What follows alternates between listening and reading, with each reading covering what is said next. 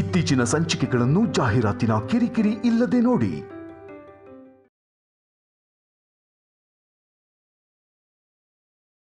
ಅಮಾವಾಸ್ಯೆ ಒಳಗೆ ಮನೆ ಬದಲಾಯಿಸಿ 6 ತಿಂಗಳು ತನಕ ಈ ಮನೆ ಕಡೆ ಸುಳಿಬೇಡಿ. ಯಮಗಂಡದಿಂದ ತಪ್ಪಿಸ್ಕೊಳ್ಳಿ.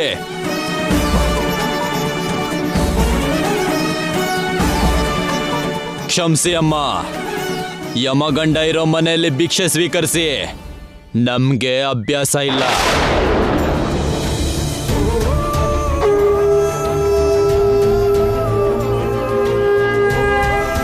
ಹರ ಹರ ಮಹಾದೇವ ಶಂಭೋ ಶಂಕರ.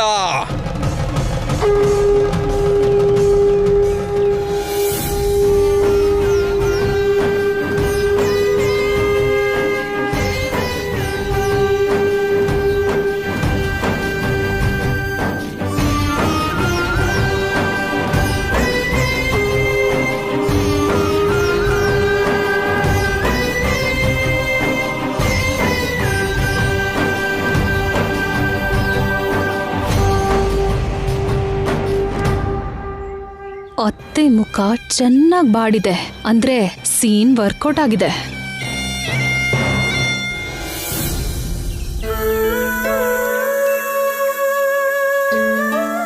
ನೀವು ಈಗ್ಲೇ ಈ ಮನೆ ಖಾಲಿ ಮಾಡ್ಕೊಂಡು ಹೋಗದೆ ಇದ್ರೆ ಈ ಮನೆಯಲ್ಲಿರೋ ಹಿರಿ ಜೀವಕ್ಕೆ ಖಂಡಿತವಾಗಿಯೂ ಅಪಾಯ ಕಾದಿದೆ.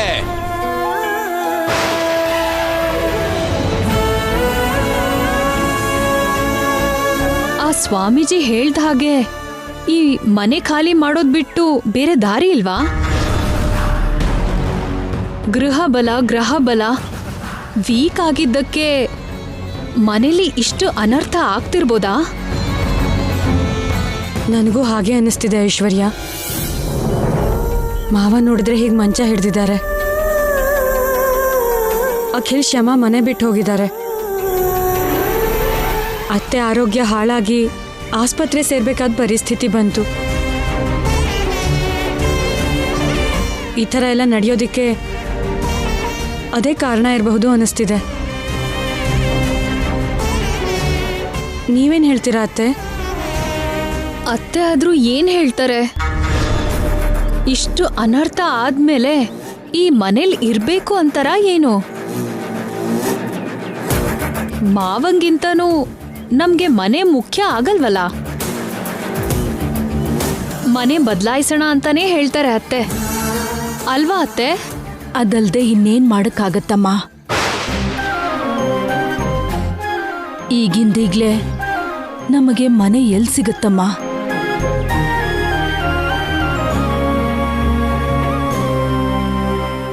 ಹಾ, ನಮ್ಮಪ್ಪನ ಫ್ರೆಂಡ್ ರಾಜಶೇಖರ್ ಅವ್ರ ಮನೆ ಖಾಲಿ ಇದೆ ಅಂತ ಹೇಳಿದ್ರು.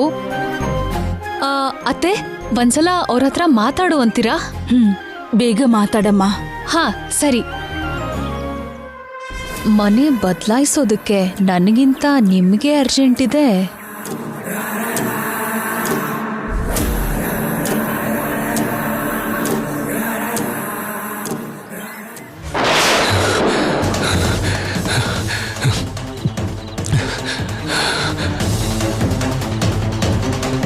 ಏನಾಯ್ತ್ರಿ ನಿಮ್ಗೆ?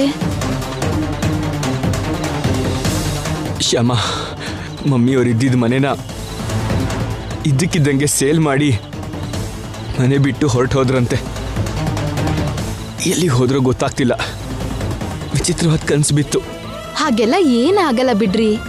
ಅವ್ರ ಮನೆ ಬಿಟ್ಟು ಎಲ್ಲಿ ಹೋಗ್ತಾರೆ ಹೇಳಿ? ನೀವೇನ್ ಯೋಚನೆ ಮಾಡ್ಬೇಡ್ರಿ. ಇಲ್ಲ ಶ್ಯಾಮ, ಯಾವತ್ತೂ ಈ ರೀತಿ ಕನ್ಸು ಬಿದ್ದಿಲ್ಲ. ಮನೆ ಪೂರ್ತಿ ಡೆಮಾಲಿಷ್ ಮಾಡ್ತಾ ಇದ್ದ ಕನ್ಸು ಬಿತ್ತು.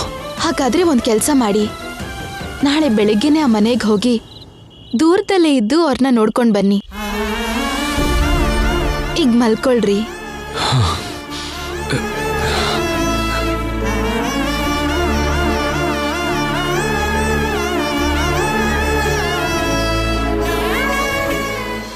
ಹೌದಾ? ಮನೆ ಕೊಡಕ್ಕೆ ನಿಮ್ ತಂದೆಯವ್ರ ಫ್ರೆಂಡು ಒಪ್ಕೊಂಡ್ರಾ? ಹೌದು ಅತ್ತೆ, ಒಪ್ಕೊಂಡ್ರು. ರಾಜಶೇಖರ್ ಅಂಕಲ್ ಮಾವಂಗೂ ಕೂಡ ಚೆನ್ನಾಗ್ ಗೊತ್ತಂತೆ. ನಮ್ ಮನೇಲಿರೋದ್ರಿಂದ ನಿಮ್ ಮಾವನ್ ಆರೋಗ್ಯ ಚೆನ್ನಾಗಾಗುತ್ತೆ ಅಂತ ಅಂದ್ರೆ ನಿಮ್ಗೆ ನಾನು ಮನೆ ಕೊಡದೆ ಹೇಗಿರ್ಲಮ್ಮ, ನಾಳೆನೆ ಬಂದು ನೀವು ಮನೇಲಿರಿ ಅಂತ ಅಂದ್ರು. 6 ತಿಂಗಳಷ್ಟೇ ಅಲ್ಲ 6 ವರ್ಷ ಬೇಕಾದ್ರೂ ಇರಿ ಅಂತ ಹೇಳಿದ್ರು. ಸಂತೋಷನಮ್ಮ, ತುಂಬಾ ಸಂತೋಷ. ಮನೆ ಸಿಕ್ಕಿದ್ದಕ್ಕೆ ಸಂತೋಷ ಆದ್ರೂ ಕೂಡ ಈ ಮನೆ ಬಿಟ್ಟು ಹೋಗ್ಬೇಕು ಅಂದ್ರೆ ತುಂಬಾ ನೋವಾಗ್ತಿದ್ಯಮ್ಮ. ಆದ್ರೆ ಇವ್ರಿಗೋಸ್ಕರ ನಾವು ಹೋಗ್ಲೇಬೇಕಲ್ವಾ? ಬೇಜಾರು ಮಾಡ್ಕೋಬೇಡಿ ಅತ್ತೆ. 6 ತಿಂಗಳಷ್ಟೇ ಅಲ್ವಾ ನಾವು ಮನೆಯಿಂದ ದೂರ ಇರೋದು. 6 ತಿಂಗಳಾದ್ಮೇಲೆ ಮತ್ತೆ ಹ್ಯಾಪಿಯಾಗಿ ಈ ಮನೆಗೆ ಬರೋಣ. ಹೌದು, 6 ತಿಂಗಳಾದ್ಮೇಲೆ ಮತ್ತೆ ನಮ್ಮನೆಗೆ ಬರ್ತೀವಿ. ಇನ್ನೂ ಯಾಕೆ ನೊಂದ್ಕೋತಾ ಇದ್ದೀರಾ? ಈ ಮನೆ ಬಿಟ್ಟು ಹೋಗ್ತಿರೋದಕ್ಕೆ ನನಗಿಂತ ಹೆಚ್ಚಾಗಿ ನಿಮ್ ಮಾವನ್ಗೆ ನೋವಾಗತ್ತಮ್ಮ. ಅವ್ರು ಕಟ್ಸಿರೋ ಮನೆ ಅಲ್ವಾ ಇದು?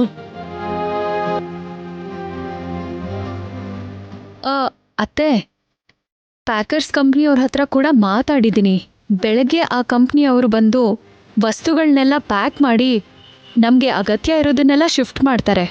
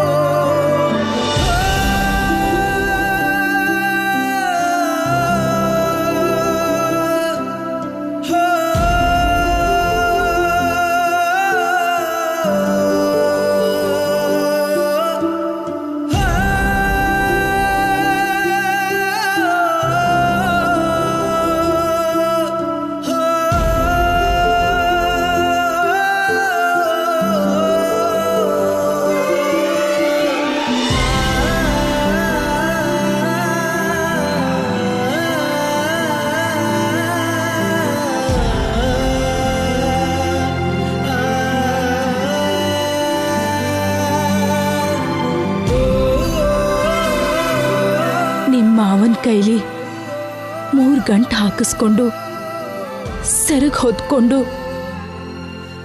ಹೊಸ ಮದುಮಗಳಾಗಿ ಈ ಮನೆ ಒಳಗ್ ಕಾಲಿಟ್ಟಿದ್ದೆ. ಹಾಗೆ ಈ ಮನೆಗೆ ಬಂದು ನಾನು ಹೀಗೆ ಅರ್ಧದಲ್ಲಿ ಕಾಲ್ ಹೊರಗಿಡ್ಬೇಕಾಗ್ತಿದೆ. ನೀವು ಅಳಬೇಡಿ ಅತ್ತೆ. ಮಾವನ ಆರೋಗ್ಯಕ್ಕೋಸ್ಕರನೇ ಅಲ್ವಾ ನಾವು ಈ ಮನೆ ಬಿಟ್ಟು ಬೇರೆ ಮನೆಗೆ ಹೋಗ್ತಿರೋದು.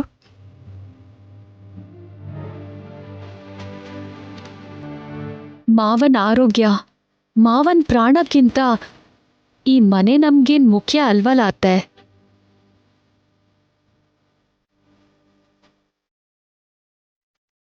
ಹೌದಮ್ಮ, ಅವ್ರಿಗಿಂತ ನಮ್ಗೆ ಯಾವುದೂ ಮುಖ್ಯ ಅಲ್ಲ. ಹಾಗನ್ಕೊಂಡು ನೀವು ಹೀಗೆ ನೋವು ಪಟ್ಕೋಬೇಡಿ. ಬನ್ನಿ ಅತ್ತೆ.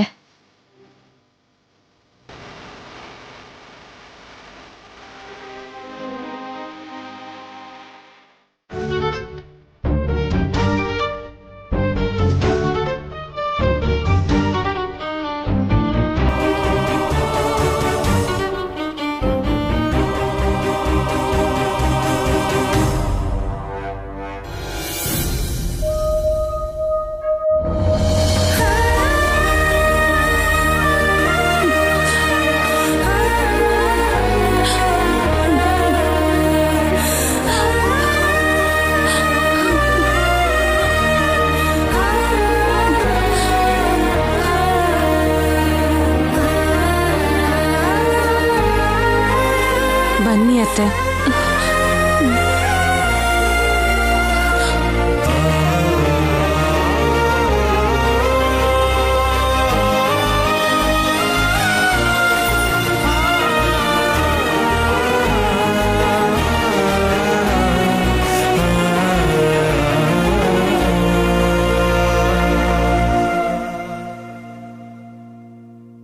ಐಶ್ವರ್ಯ, ಅವ್ರು ಯಾರು? ಅವನು ಹೊಸದಾಗಿ ಅಪಾಯಿಂಟ್ ಮಾಡಿರೋ ಸೆಕ್ಯೂರಿಟಿ ಗಾರ್ಡ್.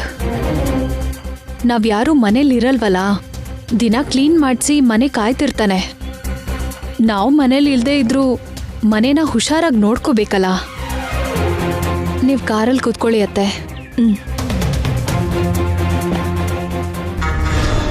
ಹೇಳಿದ ನೆನಪಿದೆ ತಾನೆ? ಇಲ್ಲಿ ಯಾರು ಬಂದು ನಮ್ಮ ಅಡ್ರೆಸ್ ಕೇಳಿದ್ರು ಗೊತ್ತಿಲ್ಲ ಅಂತ ಹೇಳಬೇಕು. ಸರಿ ಮೇಡಮ್. ಅವ್ರ ಡೀಟೇಲ್ಸ್ ಮಾತ್ರ ನನಗೆ ತಕ್ಷಣ ಕಾಲ್ ಮಾಡಿ ಹೇಳು. Okay madam. ಮನೆ ಜೋಪಾನ? Okay madam.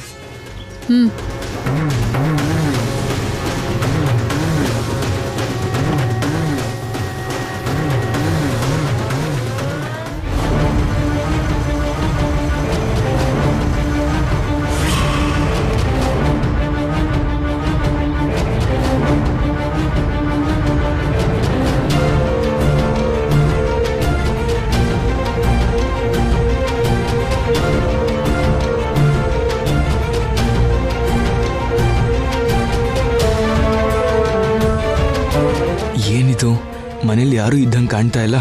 ನನಗೆ ಕನ್ಸು ಬಿದ್ದ ಹಾಗೆ ನಿಜವಾಗ್ಲೂ ಮನೆ ಖಾಲಿ ಮಾಡಿ ಹೋಗಿದ್ದಾರಾ? ಒಂದ್ಸಲ ಒಳಗೆ ಹೋಗಿ ನೋಡಬೇಕು. ಒಂದು ವೇಳೆ ನಾನು ಅಂದ್ಕೊಂಡಿದ್ದು ನಿಜ ಅಲ್ಲದೆ ಐಶ್ವರ್ಯ ಅದಕ್ಕೆ ಮನೆಯಲ್ಲಿದ್ದು ಅವ್ರು ನನ್ನ ನೋಡಿದ್ರೆ ಗಲಾಟೆ ಆಗತ್ತೆ. ಹೇಗೆ? ಹಾಂ, ಹೆಲ್ಮೆಟ್ ಹಾಕ್ಕೊಂಡೇ ಹೋಗ್ತೀನಿ.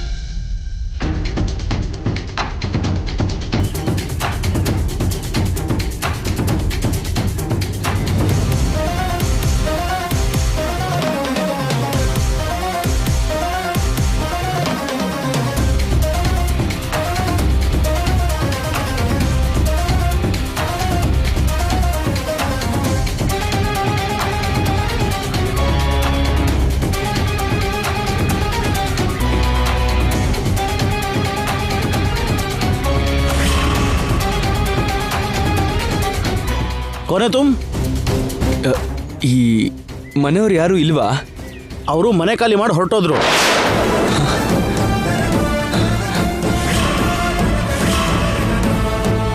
ಖಾಲಿ ಮಾಡ್ಕೊಂಡು ಹೊರಟೋದ್ರಾ? ಯಾಕೆ? ಗೊತ್ತಿಲ್ಲ ಸರ್. ಎಲ್ಲಿಗೆ ಹೋದ್ರು? ಗೊತ್ತಿಲ್ಲ. ಇಷ್ಟಕ್ಕೂ ನೀವು ಯಾರು? ಡೈರೆಕ್ಟಾಗಿ ಮನೆ ಒಳಗೆ ಬಂದಿದ್ದೀರಾ? ಈ ಏರಿಯಾದಿಂದ ಯಾರೋ ರೈಡ್ ಬುಕ್ ಮಾಡಿದ್ದಾರೆ. GPS ಇಟ್ಕೊಂಡು ಬಂದೆ. GPS ಈ ಮನೆ ಅಡ್ರೆಸ್ ತೋರಿಸ್ತಲ್ಲ, ಮನೆ ಒಳಗಡೆ ಬಂದೆ. GPS ತೋರಿಸ್ತು ಅಂತ ಹೀಗೆ ಮನೆ ಒಳಗೆ ಬಂದ್ಬಿಡೋದಾ ಸರ್? ನೀವು ಹೀಗೆ ಮಾಡಿದ್ರೆ ನನಗೆ ಬೈತಾರೆ. ಈ ಮನೆಗೆ ನನ್ನನ್ನು ಕಾವಲಿಗಿಟ್ಟು ಪ್ರತಿದಿನ ಕ್ಲೀನ್ ಮಾಡು ಅಂತ ಹೇಳಿದ್ದಾರೆ. ಕ್ಲೀನ್ ಮಾಡೋಣ ಅಂತ ನಾನು ಡೋರ್ ಓಪನ್ ಮಾಡಿದೆ, ಅಷ್ಟರಲ್ಲಿ ನೀವು ಒಳಗಡೆ ಬಂದ್ಬಿಟ್ಟಿದ್ದೀರಾ. ಈ ವಿಷಯ ನಮ್ಮ ಓನರಿಗೆ ಗೊತ್ತಾದ್ರೆ ನನ್ನ ಕೆಲಸದಿಂದ ತೆಗೆದಾಕ್ಬಿಡ್ತಾರೆ. ಸಾರಿ, ಐ ಆಮ್ ಎಕ್ಸ್ಟ್ರೀಮ್ಲಿ ಸಾರಿ. ಸಾರಿ ಎಲ್ಲ ಏನಕ್ಕೆ ಬಿಡಿ, ಮೊದಲು ನೀವು ಆಚೆ ಹೋಗಿ.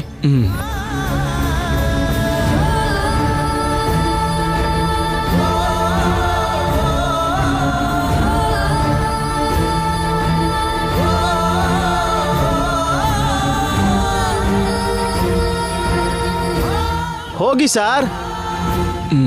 ಸರಿ.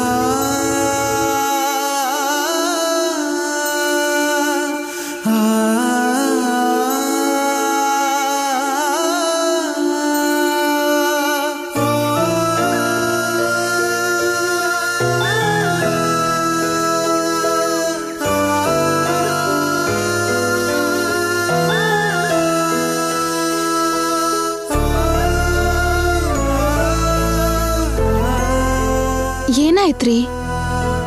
ಅತ್ತೇನೆಲ್ಲ ನೋಡಿದ್ರಾ? ನೀವ್ ನೋಡಿದ ಕನ್ಸು ನಿಜ ಅಲ್ಲ ಅಲ್ವಾ?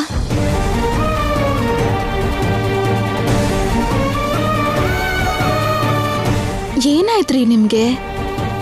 ಯಾಕಿಷ್ಟು ಡಲ್ ಆಗಿದ್ದೀರಾ?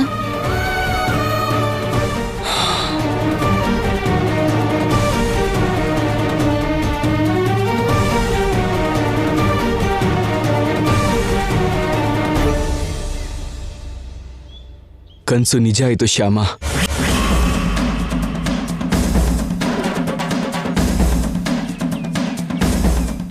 ಕನ್ಸಲ್ಲಾದ ಹಾಗೇನೆ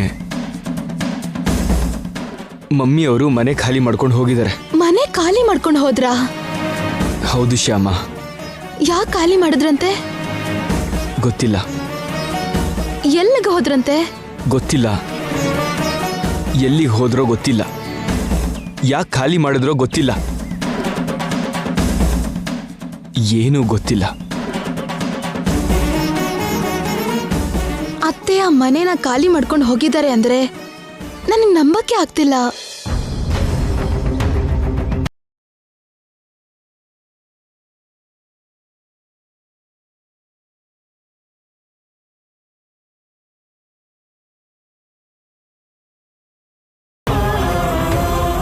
ಎಷ್ಟೋ ವರ್ಷದಿಂದ ಇರೋ ಮನೆ ಅಂದ್ರೆ ನನಗೆ ತುಂಬಾ ಇಷ್ಟ ಅಂತ ಅತ್ತೇನೆ ನನಗೆ ತುಂಬಾ ಸಲ ಹೇಳಿದ್ರು. ಹೊಸ ಸೊಸೆಯಾಗಿ ಸೆರಗ್ ಹೊದ್ದು ಆ ಮನೇಲಿ ಕಾಲಿಟ್ಟು ಹೊಸ ಜೀವನ ಶುರು ಮಾಡಿದೆ. ನಾನು ಈ ಜೀವನ ಈ ಮನೇಲೇ ಮುಗಿಬೇಕು ಅಂತ ಯಾವಾಗ್ಲೂ ಹೇಳ್ತಿದ್ರು. ಹಾಗಿದ್ದತ್ತೆ ಈಗ ಆ ಮನೆ ಬದಲಾಯಿಸೋಕೆ ಯಾಕೆ ಒಪ್ಕೊಂಡ್ರು? ಅದೇ ನನಗೂ ಅರ್ಥ ಆಗ್ತಾ ಇಲ್ಲ. ನನಗನ್ಸತ್ತೆ ಐಶ್ವರ್ಯ ಅಕ್ಕ ಏನೋ ಪ್ಲಾನ್ ಮಾಡಿ ಆ ಮನೆ ಖಾಲಿ ಮಾಡಿಸಿರ್ಬೇಕು. ನಾವು ಗೆಟಪ್ ಚೇಂಜ್ ಮಾಡ್ಕೊಂಡು ಆ ಮನೆಗೆ ಹೋಗಿದ್ವಲ್ಲ, ಅತ್ತೆಗೆಲ್ಲ ನಾವು ಹತ್ರ ಆಗಿ ಅವಳು ಮಾಡಿರೋದೆಲ್ಲ ಹೊರಗೆ ಬರತ್ತೆ ಅಂತ ಭಯಪಟ್ಟು ಮನೆ ಖಾಲಿ ಮಾಡಿಸಿದ್ಲೇನೋ.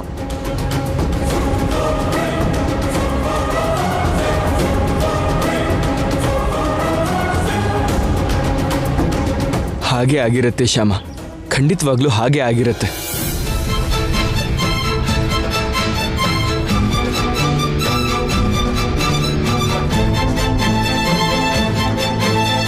ತನ್ನ ರಹಸ್ಯ ಎಲ್ಲಿ ಹೊರಗೆ ಬರುತ್ತೋ ಅಂತ ನಮಗೆ ಗೊತ್ತಿಲ್ಲದೆ ಇರೋ ಜಾಗಕ್ಕೆ ಮಮ್ಮಿ ಅವ್ರನ್ನ ಕರ್ಕೊಂಡು ಹೋಗಿರ್ಬೋದು. ಕೇವಲ ಆ ಕಾರಣಕ್ಕೆ ಮನೆ ಬದಲಾದ್ರೆ ಪರವಾಗಿಲ್ಲ. ಬೇರೆ ಏನಾದರೂ ಪ್ಲಾನಿಂದ ಮನೆ ಶಿಫ್ಟ್ ಆದರೆ ದೊಡ್ಡ ಪ್ರಾಬ್ಲಮ್.